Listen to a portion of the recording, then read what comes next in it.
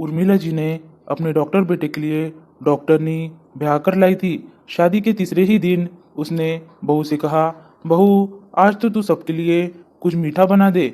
बहू बोली, मम्मी जी मुझे कुछ भी बनाना नहीं आता, इसलिए आप मुझे रसोई में न भेजे तो ही अच्छा। उर्मिला जी बोली, तुम्हारी माँ ने तुम्हें कुछ भी नहीं सिखाया क्या बहू? यह सुनकर बहू को गुस्सा आया, मगर गुस्से को दबाते हुए बोली, हमारे घर में नौकर खाना बनाते हैं मम्मी जी। उर्मिला जी बोली, लेकिन हमारे घर में नौकरों के हाथ का खाना नहीं खाया जाता। मैं भी एक टीचर हूँ, फिर भी मैंने ड्यूटी के साथ घर का हर काम किया है। मेरी बेटी भी नौकरी पर लग गई है, मगर मैंने उसे घर का हर काम सिखाया है। बहू बोली, क्या आपने अपने बेटे को भी घर का सारा काम सिखाया है मम्मी जी? उर्मिला जी बोली, वो पुरुष है, उसे औरत वाले काम क्यों सिखाऊंगी? बहू बोली, मैं भी आपके बेटी की तरह एक डॉक्टर हूँ, उसके बराबर कमाऊंगी, फिर मैं घर के काम क्यों करूंगी? उर्मिला जी बोली, क्योंकि तुम एक स्त्री हो, इसलिए तुम्हें घर के काम भी करने चाहिए। तुम्हारे ससुर जी भी टीचर है, मैं भी टीचर हूँ, मगर मैंने नौकरी के साथ साथ घर के भी सारे काम किए हैं। तुम्हारे ससुर से मैंने कभी घर के काम नहीं करवाए। बहू सहज भाव से बोली, आप चाहती तो नौकरानी रख सकती थी मम्मी जी, इससे एक गरीब को रोजगार मिल जाता और आपको थोड़ी फुर्सत मिल जाती, मगर आपने कुछ पैसे बचाने के चक्कर में अपनी जिंदगी को मशीन बना लिया। उर्मिला जी एक अध्यापिका थी, वह बहू से बहस में कैसे हारती? वह बोली, 2 रुपए बचाए तो वो काम आ गए बहू। बेटे को डॉक्टर बना दिया, बेटी को टीचर बना दिया, दोनों की धूमधाम से शादी कर दी। बहू बोली, फिर भी सारे पैसे खर्च नहीं हुए मम्मी जी। आपने 4-5 प्लॉट भी खरीद रखे हैं जिनकी कीमत करोड़ों रुपए है। आपके पास नगद भी बहुत सारे पैसे होंगे। आपने कभी गाड़ी नहीं खरीदी, हमेशा पैदल सफ़र किया। सही मायने में आपने जिंदगी को जिया ही नहीं।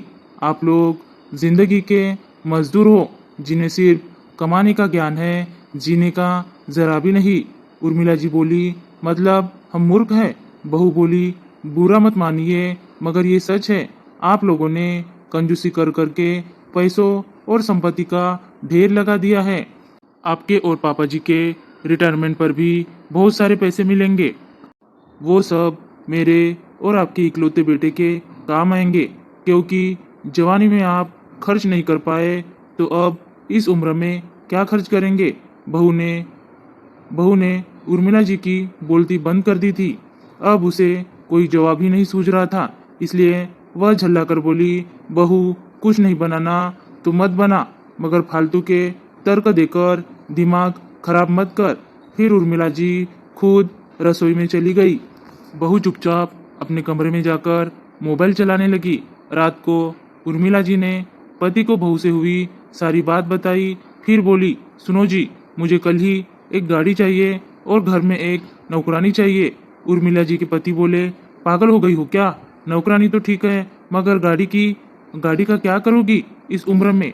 उर्मिला जी बोली, अभी तो 50 वर्ष की हुई हूँ, बूढ़ी नहीं हुई हूँ। कमा कर जो पैसे इकट्ठे किए हैं उन्हें हम खर्च नहीं करेंगे, 2 बच्चे ऐश करेंगे। आज बहू ने मेरी आंखें खोल दी, अब मुझे भी थोड़ा सा जीना है। मास्टर जी बोले, कई बार सोचा तो मैंने भी था कि घर में एक गाड़ी तो होनी चाहिए, मगर खरीद ना सका। तू मोबाइल में देख, आल्टो कार के क्या दाम चल रहे हैं।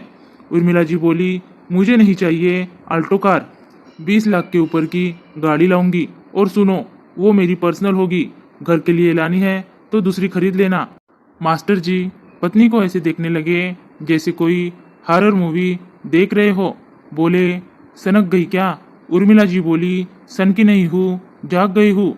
ड्यूटी और घर के काम में उलझकर सारी उम्र गुजार दी, अब थोड़ी सी जीना चाहती हूँ। मास्टर जी कुछ बोले नहीं, मगर मन ही मन अपनी डॉक्टरनी बहू को कोस रहे थे। धन्यवाद दोस्तों।